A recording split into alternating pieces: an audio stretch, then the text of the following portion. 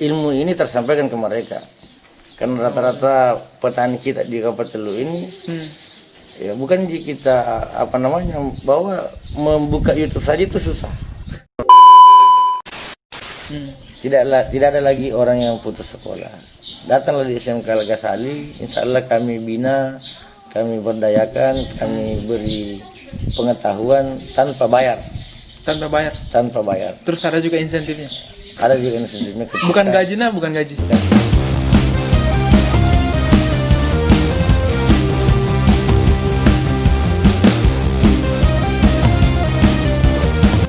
Hey, assalamualaikum. Jumpa lagi dengan saya Akmal Maksimal YouTube channel. Hari ini saya bikin podcast lagi dengan seorang yang bisa dibilang eksis lah di dunia, ya minimal di Luwu lah.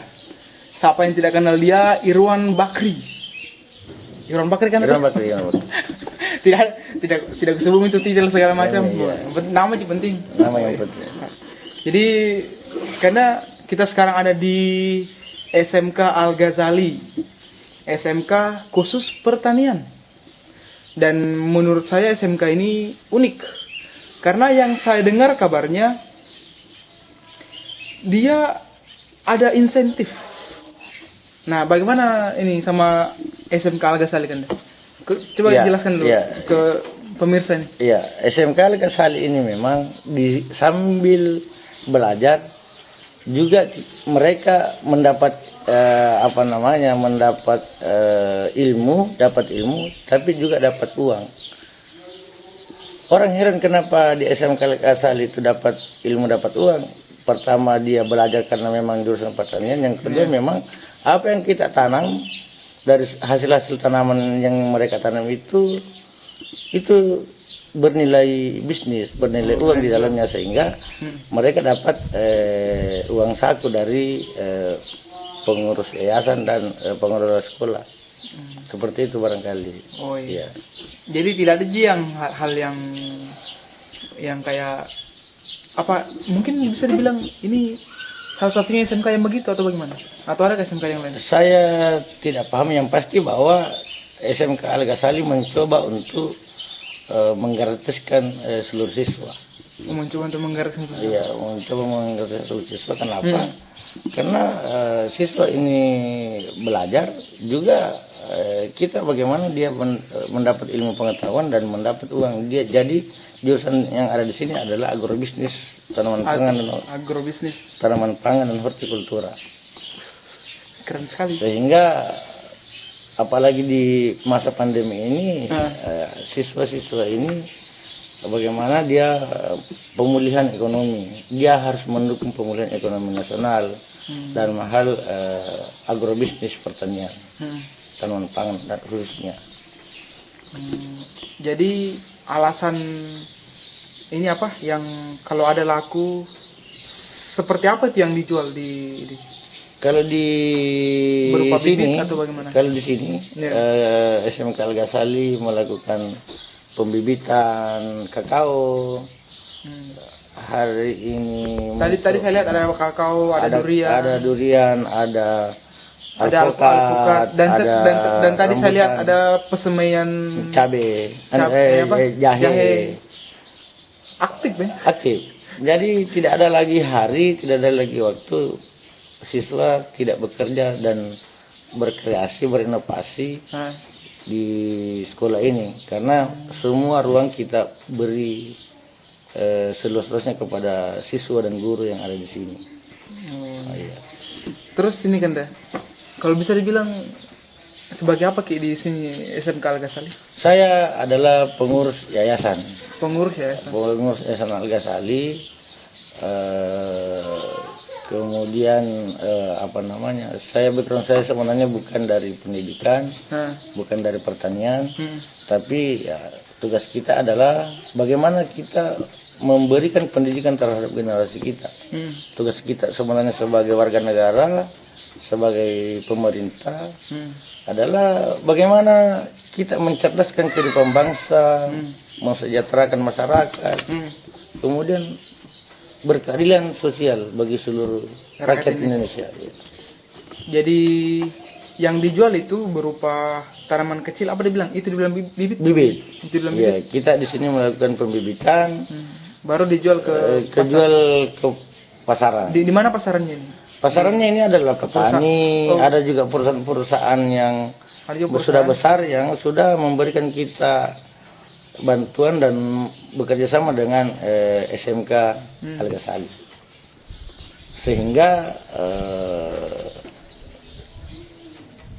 orang-orang yang terlibat di sini, apakah dia siswa, guru, pengelola sekolah, kepala sekolah, pengurus yayasan, berusaha untuk memberikan pengetahuan terhadap masyarakat dan memberikan kesejahteraan kepada masyarakat melalui proses tanaman pangan tadi. Seumpamanya kan dah, ada orang yang nonton, ada petani yang nonton video ini, terus dia mau beli, langsung datang ke sini bisa? Kenapa tidak? Oh, langsung bisa begitu? Kenapa tidak? Ya, oh, iya. Kenapa tidak? Jadi bisa saja petani kakao, petani jahe, petani cabai, petani alpukat, bisa datang belajar, bisa juga datang membeli. Oh, bisa datang belajar, bisa datang beli. Membeli, sehingga ilmu ini tersampaikan ke mereka. Karena rata-rata petani kita di Kabupaten Lu ini, ya bukan kita bahwa membuka YouTube saja itu susah. Iya betul. Membuka YouTube saja susah. Membuka YouTube saja susah. Iya, apalagi kalau tidak ada pulsanya. Apalagi kalau tidak ada pulsanya. Iya. Apalagi tidak ada pulsanya. Iya, artinya tidak ada pulsa, berarti akses tertutup. Supaya dia pintar, maka dia harus belajar. Petani hari ini tidak boleh lagi tidak pintar, dia harus pintar. Karena kan sekarang masuk di zaman 4.0, jadi tidak bisa tidak mengerti internet, harus mengerti internet. Iya. 4.0 sebenarnya itu adalah bagaimana melakukan perubahan secara cepat. Itulah esensi dari sebuah 4.0. Oh, itu. Revolusi industri adalah 4.0, dari kita menggunakan cangkul menjadi traktor, menjadi drone hari ini. Jadi petani modern, petani milenial sebenarnya itu adalah sudah melakukan perubahan secara cepat, sehingga tidak lagi menjadi manual, dan itu didukung oleh akses internet. Bukan karena internetnya yang berubah, tapi karena alat-alatnya sudah berubah. Semakin di-upgrade. Semakin di-upgrade ya, sehingga jadi pengetahuan ya cepat, tidak boleh lambat. Tidak boleh lambat. Iya. Karena kita harus mengimbangi zaman, jangan sampai kita yang ini, kita yang ketinggalan. Dan memang pertanian ini menarik sebenarnya. Kita bahas karena kenapa? Dari misalnya kita harus menggunakan lahan yang luas, hari ini tidak lagi kita harus menggunakan lahan yang luas. Dulunya ekstensifikasi, sekarang harus ditanam. Ya, intensifikasi. Seperti contohnya yang ada di Al-Ghazali ini, ya dia menanam tanaman di depan kelas. Di samping dia indah, juga menghasilkan keindahan. Contohnya tadi jahe yang ditanam di depan kelas. Itu tadi seperti yang kita bilang tadi, itu memanfaatkan tanah kosong. Ya, tidak ada lagi ruang yang kosong yang tidak bermanfaat. Manfaatnya di mana? Kita menghasilkan rumput-rumput liar yang yang tidak berguna, itu tidak tumbuh lagi, sehingga proses yang ada di Al-Ghazali ini menjadi menarik. Ke depan Al-Ghazali, SMK Al-Ghazali akan berubah menjadi boarding school. Apa itu boarding school? Ya, boarding school itu siswa diasramakan. Siswa diasramakan. Ya, tinggal di sini. Tinggal di sini dan semua akan ditanggung oleh Yayasan Al-Ghazali, mulai dari tempat tidurnya, makannya, semua aktivitas itu SMK Al-Ghazali yang bertanggung jawab. Sehingga ke depan pertanian di Kabupaten Lu ini menjadi lebih maju. Iyalah, harus lah. Harus. Nah, ini sudah berapa lama ini karena ini SMKS Al Ghazali. S-nya itu swasta. Swasta, ya. Oh. Iya, swasta. Apakah nanti akan beralih ke negeri? Tidak. Kenapa tidak? Iya, karena ini milik yayasan. Milik yayasan. Milik yayasan. Dan tidak ada pemikiran kita untuk mengalihkan ke negeri. Kenapa itu kan? Karena kenapa? Karena kebijakan pemerintah hari ini sudah tidak ada lagi bedanya antara negeri dengan swasta. Oh, itu kembali ke manusia yang kembali ke manusia. dilahirkan dari Tapi memang yang ku dengar itu swasta lebih profesional daripada negeri yang ngurus. Bagaimana menurut itu kan? Tergantung orangnya. Tergantung orangnya. Tergantung pengurusnya, tergantung manajemennya. Sehingga ya swasta dengan negeri itu, kenapa swasta kadang-kadang lebih maju? Ya mungkin kebetulan saja orang-orang yang mengelola di situ adalah orang-orang yang profesional di bidangnya. Ya, memang kan biasanya kan orang bilang itu kalau negeri kurang profesional orang dalam. Cuman taunya tuh administrasi saja. Cuman kalau swasta kan langsung pekerja lapangan, orang yang ngambil keputusan, eksekutor lah. Ya. Kan eksekutor beda sama administrator. Inilah yang harus kita ubah sama-sama oleh banyak orang. Jadi maksud saya adalah di dalam mengelola pendidikan, terutama pendidikan, itu harus kita bagaimana pengelolanya, guru, kepala sekolah, kemudian bagaimana masyarakatnya, dan bagaimana orang tuanya. Sehingga masyarakat, orang tua, dan guru harus sinergi dalam mencerdaskan kehidupan bangsa tadi. Oh iya. Ya. Muridnya banyak muridnya kan? Di sini ini sudah masuk angkatan berapa nih? Ini kedepannya sudah masuk angkatan ketiga. Angkatan ketiga. Ya, angkatan ketiga di SMK Al Ghazali. Oh, berarti sudah berapa tahun itu? Sudah 3 tahun. Sudah 3 masuk tahun. Ke tahun keempat. Ya, tahun keempat. Ini masuk tahun keempat. Tahun keempat. Dan bantuan juga tidak sedikit dari pemerintah, banyak. Bantuan ada dari APBN, dari Kementerian Pendidikan, terutama dalam pengelolaan bibit kakao yang berbasis industri. Jadi harus terkoneksi ke industri, ujungnya adalah industri. Karena kebutuhan pangan di daerah kita, di negara kita ini sangat besar. Sehingga ya harus kita perhatikan namanya pertanian. Apakah itu melalui ekstensifikasi atau intensifikasi. SMK Al Ghazali selalu berinovasi dalam hal tanaman pangan hortikultura. Oh gitu. Iya. Hortikultura apa namanya? Tanaman hortikultura. Hortikultura. Kultura. Susahnya apa disebut? Tanaman pangan. Bagaimana itu kan? Maksudnya kayak tanaman horti itu seperti jahe. Oh, kayak begitu. Seperti kunyit, seperti lengkuas, kemudian jagung. Kacang panjang, itu tanaman hortikultura. Oh ya begitu. Iya. Jadi kedepannya SMK Al Ghazali ini mau seperti bagaimana kan ya? Intinya SMK Al Ghazali ini sangat menjanjikan masa depan. Bagaimana Jepang sebenarnya yang tidak potensi alamnya kurang, kenapa dia lebih maju? Karena orang-orang yang di dalam selalu berinovasi, selalu melakukan sesuatu yang tidak dikerjakan oleh negara lain, sehingga dia lebih maju. Kenapa kita di Indonesia, terutama di Kabupaten Lu ini tidak mau mengembangkan pertanian? Sementara potensi sumber daya alam kita besar. Tidak ada tanaman yang kita tanam yang tidak tumbuh, semua bisa tumbuh. Sisa bagaimana tanaman itu berkualitas dan kontinu. Jangan malu jadi petani. Menjadilah petani yang modern. Tidak ada lagi, karena jiwa kita sebenarnya ini jiwa petani. Kan Sulawesi kan terkenal sama ini ya. tanaman-tanamannya Sulawesi. Apalagi kan menteri kita kan ini.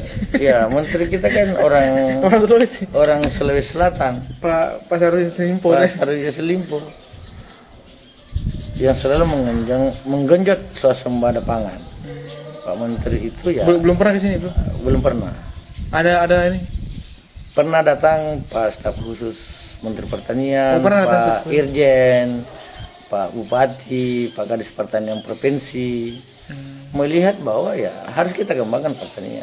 Kalau SMK Pertanian sendiri ada sekolah lain selain ini? Kalau di Lu, iya. setahu saya hanya ada di SMK 4 Walendrang yang membuka jurusan pertanian, tapi banyak jurusan-jurusan yang lain di dalamnya.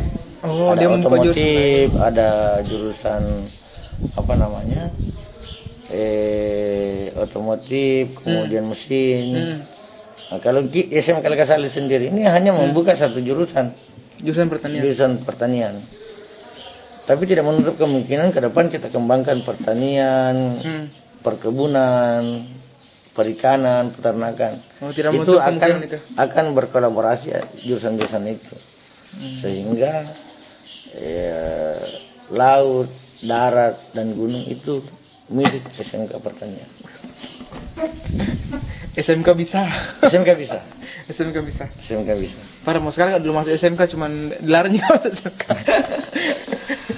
Ya, tidak ada waktu terlambat dalam menuntut ilmu. Jadi kalau ada orang mau datang ke sini belajar bisa. Begitu. Ya. Ini SMK Lekasali ada Instagram atau Facebook atau ada? Ada juga channel YouTube. Ada juga channel YouTube.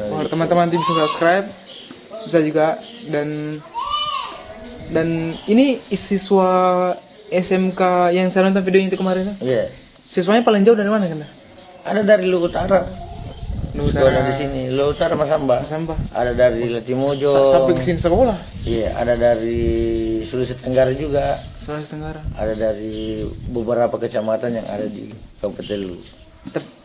Kan saya pertama kali konsepnya ku dengar ini yang soal jurusan apa? Pertanian perkebunan begini. Iya. Masalah SMK pertama kali dengar ini. Iya. Mungkin kalau di kota lain ada tidak? Di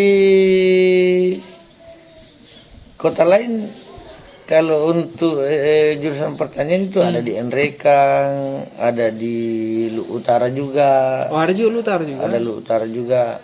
Cuman mungkin tidak fokus ke sama ini. Tidak fokus di satu jurusan pertanian. Ya, semoga ke depan masyarakat artinya merespon untuk generasi kita ke depan bahwa jangan malu jadi anak pertanian. Maksudnya pendidikannya pertanian, sarjana pertanian, sehingga dia ahli. Nah, ke depan mudah-mudahan kita panjang umur sehat. Kita akan bikin sekolah tinggi ilmu pertanian di Kabupaten Lu. Sekolah tinggi ilmu pertanian untuk memberdayakan semua orang, baik itu siswa, mahasiswa maupun masyarakat. Tidak ada lagi waktu kita untuk tidak belajar soal pertanian. Makan reanan IPB. Ya, kenapa tidak? Institut Pertanian Bogor, keren. Ya, kalau IPB Institut Pertanian Bogor, kenapa tidak ada Institut Pertanian Belopa? Betul. No? Keren sekali. Institut Pertanian Belopa. IPB juga. Tapi satu Bogor, satu Belopa. Ya. Keren. Ya, artinya kita harus selalu berpikir bagaimana kita cerdas. Karena sumber daya alam ada, sisa bagaimana sumber daya manusianya. Nah, kita inilah yang harus mengembangkan itu. Kalau bukan sekarang, kapan lagi? Kalau bukan bukan kita, siapa lagi? Nah, bisa kita dibilang foundernya kayak ini Al-Ghazali atau bagaimana kan? Awalnya memang saya tidak pernah berpikir bagaimana ini yayasan ada. Tapi adik saya, sarjana apoteker Irmawati Bahri, dengan suaminya Amiruddin, itu dari awal dia tidak mau jadi pegawai negeri, tidak mau jadi ASN. Padahal banyak orang mau jadi ASN. Ya, tidak mau. Ya, saya tidak tahu apakah memang sudah menjadi garis hidupnya, jalan hidupnya. Dia membuat yayasan di Makassar. sehingga dia membuat yayasan pendidikan, sehingga pada saat itu tahun 2014 kita mendapat bantuan dari Kementerian Pendidikan untuk pembangunan USB di Kabupaten Lu. Al Ghazali ini lahir dari Al Ghazali saja. Sebenarnya bukan Al Ghazali saja di sini, Al Ghazali Pemanu. Oh, ada Al Iya. Ghazali Pemanu. Yayasan itu kan Nama orang mungkin Al Ghazali. Enggak. nama orang. Oh, nama orang. Iya. Oh, nama orang sih. Iya, Al Ghazali itu kan ya ketika disebut Al Ghazali ya berarti dia ada nilai-nilai keislaman di dalamnya. Oh, gitu. Kenapa kita memilih Al Ghazali? Apa? Terus masalah ini kan ini Al Ghazali itu tadi bisa dibilang kalau kita foundernya atau bagaimana? Bukan juga? Saya salah satunya. Oh, kita salah. Saya salah satunya. Banyak kan ini kan yayasan keluarga sebenarnya. Oh, yayasan keluarga. Dan Keluarga Irwan Bakri. Iya, keluarga Abdul Min Bahri. Abdul Bakri. Siapa itu kan? Itu bapak saya. Oh, bapak. Jadi yang kelola ini itu atas nama keluarga itu. Iya, atas nama keluarga kami dari pihak apa namanya? ketua yayasan. Siapa ketua yayasan? Itu Pak Amiruddin. Amiruddin. Iya. Oh, yang tadi itu. Yang tadi yang suaminya Ade itu dia. Banyak juga terlibat dari pihak sebelah, sehingga kita berpikir bahwa ketika kita ingin kaya di dunia, kaya di akhirat ya lewat pendidikan. Bukan jadi PNS. Ya, lewat pendidikan. Bagaimana kita memberikan ilmu, menuntut ilmu dan memberikan ilmu kepada tidak mau jadi PNS semua. Banyak itu orang anak mau jadi PNS. Jadi bisa dibilang Anda kalau ada teman-teman tak bilang Anda kan bisa kayak dibilang kan sosialisasi juga akrab juga sama contohnya saya juga akrab sama kita karena memang selalu kita ketemu di komunitas banyak komunitas bisa kita ketemu, bukan cuma satu komunitas. Jadi kalau Anda bilang anak-anak Anda apa Kanda Ibena terlalu optimis itu bagaimana menurut Anda? Ketika sudah tidak ada harapan sebenarnya dalam hidup, berarti kita sudah mati. Pada saat manusia tidak punya harapan, tidak optimis, berarti dia sudah mati. Meskipun raganya masih hidup. Itu sebenarnya adalah prinsip bahwa ketika sudah tidak ada harapan, sudah tidak ada masa depan, maka diri kita ini sudah mati. Jiwa ini sudah mati ketika tidak ada lagi harapan. Jadi tidak masalah sih kalau mereka bilang begitu. Tidak apa-apa. Cuman persoalan waktu kita tidak berbuat. Tapi yang pasti bahwa apa yang harus kita pikirkan soal stand up comedy, bagaimana komunitas-komunitas kreatif anak-anak muda di Kabupaten Lu dan di Belopo khususnya ya. Kita tetap berpikir, kemudian kita melakukan hal-hal yang kecil untuk menuju ke hal-hal yang besar. Seperti ini kan kita sudah memulai hal-hal yang kecil. Iya.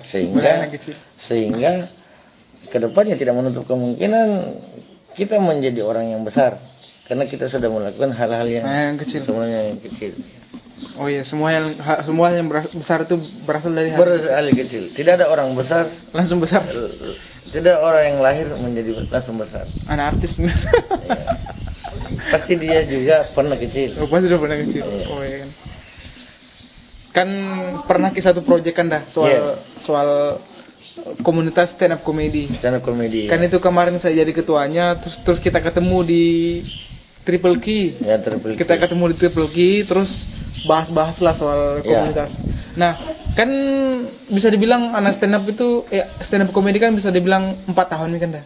Oh, sudah 4 tahun. Iya, 4 tahun nih. Terus kemarin acara ulang tahunnya itu berusaha dihubungi cuman kayaknya sibuk sekali jadi enggak sempat. Iya, enggak sempat. Nah, bagaimana menurut Anda sama anak stand up comedy? Kan pernah jadi pembinanya. Bagaimana menurut Anda? sama anak stand up comedy Anak Indo belum iya, Pak. stand up comedy Indo belum. Bicara stand up comedy Indo belum, Pak. Ya. Artinya sebuah prestasi juga pada saat saya masih aktif Iya. di awal bahwa kita sudah mampu datangkan Anjas Cambang, Iya. kemudian Laude, Laude siapa itu? Raim Laude. Raim Laude. Heeh. Ya waktu itu kan stand up comedy dia anggap di lu ini masih baru lah waktu Iya, itu masih baru. tapi kita sudah mampu mengangkat nama bahwa di Belopa juga ada stand up. Ya kan kemarin acara ulang tahunnya terakhir tuh kan kita disponsori sama VC, terus Iya. yang datang itu Musdalifah kan dah? Subhanallah. Musdalifah. Kita itu datang kemarin. Ya, Musdalifah. Ya, saya tidak tahu di luar sana apakah stand up ini masih banyak digemari teman-teman. Ya, saya tidak tahu. Yang pasti bahwa semua itu adalah sebuah potensi. Jadi semua komunitas yang ada di Belopa ini bagaimana kita kembangkan untuk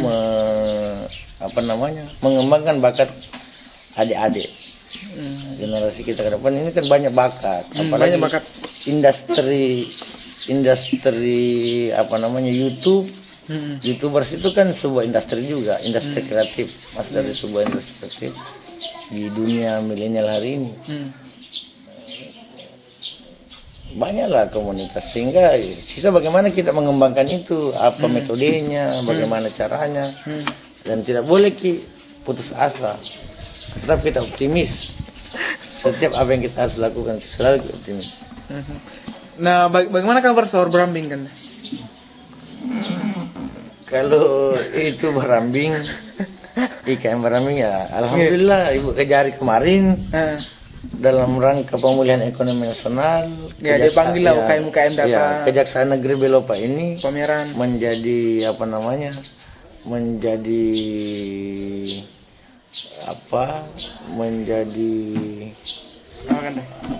menjadi inisiator untuk bagaimana memulihkan ekonomi nasional lewat UMKM. Sehingga mereka di kejaksaan Ibu Kejari melakukan pekan UMKM. Sempat ke sana kemarin? Kesana kemarin juga? Sempat, ya. Saya sempat ke sana. Ketua panitianya Pak deh. Bukan. Saya tidak tahu siapa ketua panitianya, siapa panitianya, saya tidak tahu. Yang pasti bahwa lumayan lah ramai yang diinisiasi oleh Ibu Kejari untuk dalam rangka pemulihan ekonomi nasional, dan itu pertama dilakukan di Sulawesi Selatan dan Indonesia. Nah, bagaimana soal komunitas stand up comedy yang dia pasang di karena saya juga merasa bahwa kayaknya mereka tidak kenal siapa orang-orang stand up comedy yang sebenarnya begitu. Terus dia taruh di situ akan ada stand up comedy. Saya kan merasa, wah, siapa ini yang tampil? Iya. Kan di Belopa siapa yang stand up comedy? 3 orang di Belopa. Saya, Randi, itu tapi juga Opi. Nah, semua aku hubungi tidak ada yang tahu. Iya. Makanya saya kesana langsung. Iya. Saya kesana langsung menawarkan saya kesana langsung, terus bicara sama Pak D. Iya. Ternyata dari awal konsepnya tidak ada yang tampil. Seandainya saya sebagai anak stand up tidak kesana, berarti tidak ada stand up comedy yang tampil. Ya. Tapi kan tidak ada, itu sudah jalannya.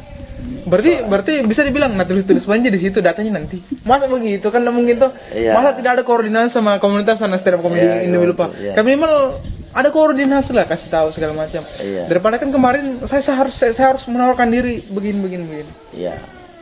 Kalau soal itu Bawaan menurut itu kan. Apakah kan alasannya juga siapa? Ada salah satu panitia di sana dia bilang, mungkin anak stand up tidak terlalu dikenal di pemerintahan. Nah kan bisa dibilang berapa kali bikin kegiatan. Iya. Nah kenal Miki juga itu Kasbampol gitu. Nah kenal Miki juga segala macam. Iya. Apalagi kan kita kemarin ada kegiatan ini kan kemarin yang bikin video itu soal penyuluhan COVID-19 di area publik. Nah anak stand up comedy masuk juga di situ. Anak stand up comedy bikin video. Iya. Terus videonya masuklah kompetisi sosialisasi COVID lah. Bisa dibilang kurang pemerintah sama komunitas bah. Ya, Bagaimana menurut itu? artinya memang begini. Kalau bicara komunitas itu ya harus memang bersinergi antara. Ya bersinerginya itu yang kayak bagaimana? Bersinerginya ya harus harus mendaftar, harus ada legalitas formalnya barangkali. Kalau Harus mendaftar? Iya, harus ada terdaftar bahwa kita punya komunitas. Oh begitu. Iya, artinya ada komunitas itu harus didukung oleh dokumen-dokumen yang sah bahwa kita memang punya komunitas ini, sehingga lebih legal begitu di mata pemerintah, sehingga tidak boleh lagi terjadi hal-hal bahwa kita tidak diperhatikan oleh pemerintah. Lantas apa juga dukungan terhadap pemerintah misalnya komunitas itu juga sehingga muncullah bahwa ada kerjasama antara stand up komedi pemerintah. Ya, kan ada namanya dinas kominfo, ada dinas perizinan. Ya. Artinya apa, bahwa ya kita harus punya izin misalnya di mana tempatnya, di mana kantornya, di mana alamatnya, sehingga ketika ada yang ingin dikerjasamakan kan gampang kepada teror ini, atau alamat emailnya ke, Instagramnya ke, Facebooknya ke, mungkin kalau soal mendaftar kayaknya belum kayak mendaftar. Di mana itu kan di Kesbangpol atau di Kesbangpol sebagai saya juga kurang tahu, mungkin kayaknya sudah kan, karena Randi dulu urus itu kayaknya sudah kalau menurutku tuh kayaknya sudah harus perjelas. Ya, harus tidak boleh lagi barangkali sudah barangkali tidak ada lagi hal yang tidak pasti, harus pasti bahwa kita harus sudah pasti. Baru sudah mendaftar. Oh begitulah. Begitu, karena tidak ada lagi warga negara di Republik ini, warga Kabupaten Lu yang tidak terdaftar. Ada komunitasnya, apa dasarnya, apa buktinya, sehingga tidak ada lagi bahwa pemerintah yang memperhatikan. Ada komunitas A, ada persatuan A, ada partai A misalnya, ya, harus terdaftar. Jangan ilegal. Ya, ilegal itu kalau tidak terdaftar. Gitu. Karena maunya sebenarnya kan datang. Saya sebagai salah satu orang yang aktif di stand up comedy ini di Belopa itu maunya kan kalau ada acara apa begitu, acara sosialisasi apa kan bisa tampil stand up comedy gitu. Iya, itu ini kan kemarin kan yang diundang terus menyanyi lagi. Kenapa enggak stand up comedy lagi? Stand up comedy begitu. Iya, kita harus juga menunjukkan kualitas. Oh iya. Harus juga ada kualitas. Kalau orang tidak butuh kita ngapain? Kita dipanggil. Iya. Ngapain? Contoh saya misalnya ada hajatanku apakah misalnya. Kayak inilah kemarin kan yang di kafe kontainer. Ya. Ya itu kan kemarin anak stand up kan dipanggil. Iya. Dipanggil jadi MC, dipanggil jadi talent. Itu kan bagus. Ya bagus. Artinya berarti kebetulan saja kafe kontainer butuh ke kalian. Oh, kebetulan butuh. Kebetulan butuh. Ya, artinya apa? Kalian juga harus menunjukkan bahwa kalian dibutuhkan. Kalian dibutuhkan sehingga tidak ada alasannya orang untuk tidak memanggil komunitas kita. Oh iya. Karena memang butuh. Buat apa saya panggil kalau saya tidak butuh? Kan begitu sebenarnya. Artinya kita menunjukkan kualitas tampilan temanya misalnya. Oh iya. Apa gitu kan, sehingga menjadi menarik. Kalau itu saja terus temanya, tidak menarik. Karena memang satu kali itu ada satu komunitas di Bajo suruh saya tampil stand up kan. Iya. Apa temanya? Sampah. Nggak bisa Kak. Iya. Nggak bisa Kak. Karena setiap kegiatan pasti ada temanya. Apakah tema sampah, tema pertanian, tema lingkungan, tema pendidikan, sehingga kita ramu temanya menjadi menarik, ada lucu-lucunya kan, itu sebenarnya. Iya, itu pembahasannya yang bagus, tapi dia lucu tapi tidak menyinggung, tidak. Artinya komunitas stand up komedi harus punya kualitas dan punya legalitas. Tapi kayaknya sudah deh, baru kayaknya. Jangan selalu kayaknya. Oh iya kan dah. Jadi kan bisa dibilang aktif gini kan dah. Iya. Aktif di kepemudaan. Iya. Aktif di komunitas. Iya. Apalagi sekarang ada ini yayasan SMKS Al Ghazali. Iya. Jadi sebenarnya pendidikan yang menurut yang bagus bagaimana kan? Pendidikan yang bagus sebenarnya itu tidak mesti lagi harus di dalam sekolah kelas. Iya. Oh, iya. Betul. Apalagi kalau SMK. Jadi kita di sini kita upayakan bagaimana 70% lapangan, 30% di dalam kelas. Oh, 70% lapangan berarti lebih banyak praktek. Lebih banyak prakteknya.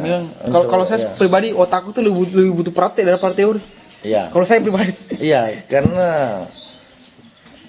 sistem pendidikan ke depan itu saya dengar, saya juga belum lihat aturannya. Pak Menteri ini ingin mengeluarkan aturan soal pendidikan kita seperti pendidikan di negara-negara maju. Contohnya kan? Tidak lagi orang ketika mampu mengerjakan misalnya pekerjaan tugas-tugas di kelas 5 atau kelas 3 SD, langsung dia naik ke kelas 5. Akselerasi? Ya, artinya misalnya begini. Dia kelas 2 misalnya. Iya. Tiba-tiba langsung dikasih tugas kelas 3. Dia mampu langsung naik ke kelas 3. Tidak lagi harus menunggu di kelas 2. Jadi berdasarkan kemampuan. Jarang sebenarnya yang begitu. Cuman jarang yang ada yang bisa sampai otaknya diakselerasi. Artinya kan belum dicoba hari ini. Iya. Tapi ke depan kalau sudah diterapkan aturan itu pasti ada banyak. Akan menyelesaikan sehingga banyak nanti orang Indonesia dia sudah sarjana di umur 17 tahun. Iya. Itunya cepat dia tidak lagi harus menunggu. Tidak sama kita hari ini 40 tahun mungkin otak masih seperti kelas 3 SMA. Karena soal sistem yang memang dari awal seperti itu. Beda orang luar negeri sudah 17 tahun sudah doktor, sudah mampu berkarya, sudah mampu berbuat, sudah mandiri lah dia. Sehingga karena sistem pendidikannya ya memang beda dengan negara sistem kita. Pendidikannya beda dengan kita. Sistem pendidikannya memang beda kita. Itulah pemerintah tetap mencari bentuk untuk kemajuan manusia Indonesia.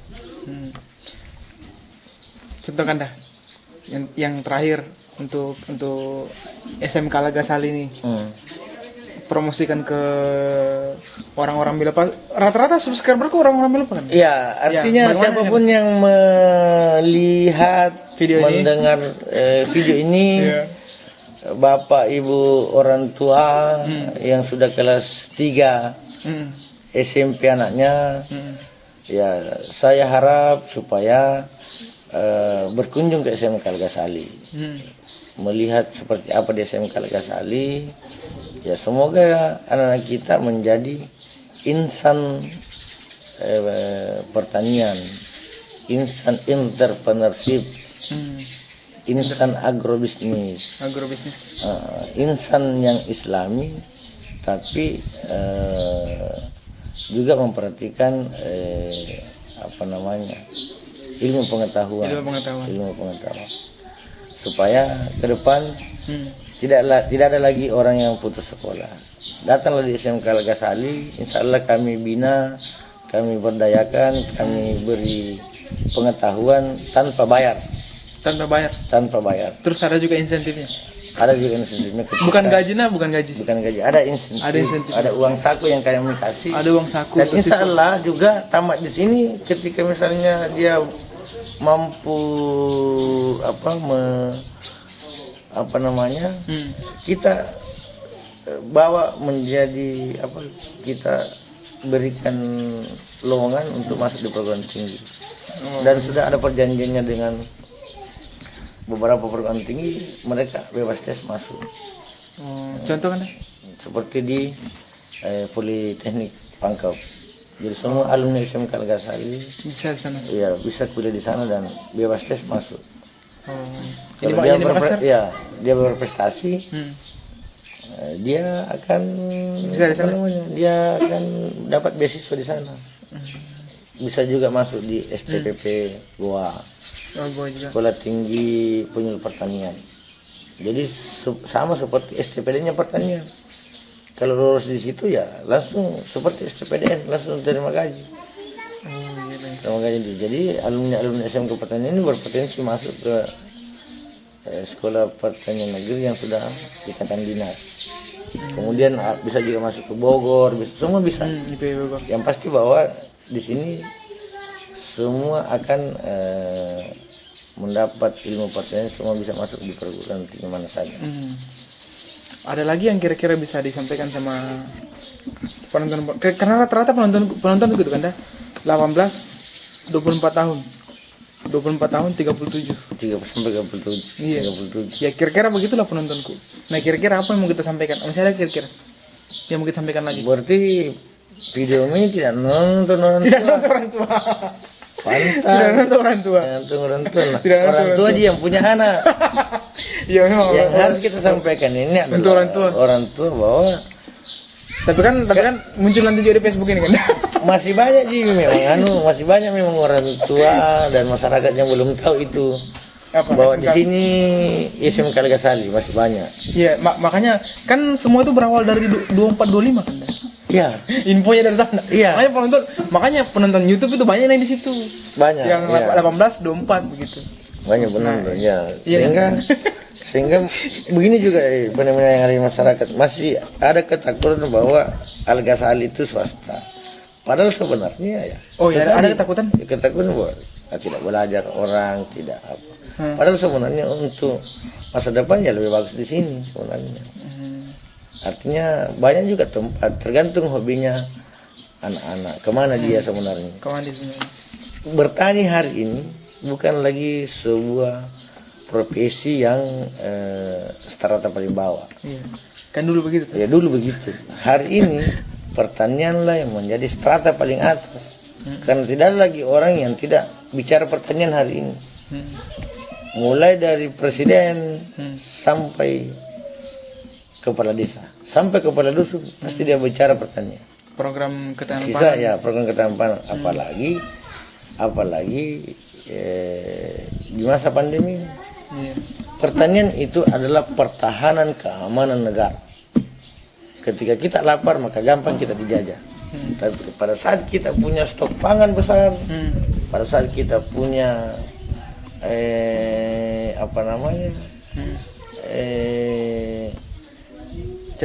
cadangan makanan maka negara kita kuat. Kan aku dengar ini Singapura ini kan impor makanan bahaya nyampe gara-gara pandemi ambil makanan dari luar negeri. Singapura impor. Ngeri ya itu. Jangan sampai Indonesia begitu. Ketika tidak mungkin juga. mungkin kecil sekali di sana, tidak ada pangan atau bahan mentah yang bisa diolah. Yang pasti kalau kita lapar kita akan dijajah. Supaya kita tidak dijajah ya kita harus mempunyai stok pangan yang besar. Ya inilah ke depan. Ya generasi ke depan, generasi pertanian ke depan harus lebih maju, harus lebih modern, harus lebih inovatif. Karena biar juga sekolah di SMK Pertanian tapi tidak mau berinovasi, tidak mau mengembangkan ilmu yang kita dapat, ya tetap juga tidak maju. Ya selalu bergantung ke manusianya. Ya, kembali ke manusianya. Ya. Oke, jadi itu saja kan? Ya, demikian. Demikian. Sampai ketemu. Oke, terima kasih teman-teman yang sudah nonton. Jangan lupa like dan subscribe. Kalau bisa komen juga terus nanti dibalas, nanti saya sertakan Instagramnya Pak Kandaibe juga gitu. Dan jangan teman-teman jangan lupa kasih tahu orang tua kalau ada namanya SMK Al Ghazali, karena ini juga baru pertama saya tahu. Terima kasih yang sudah nonton, terima kasih. Darah.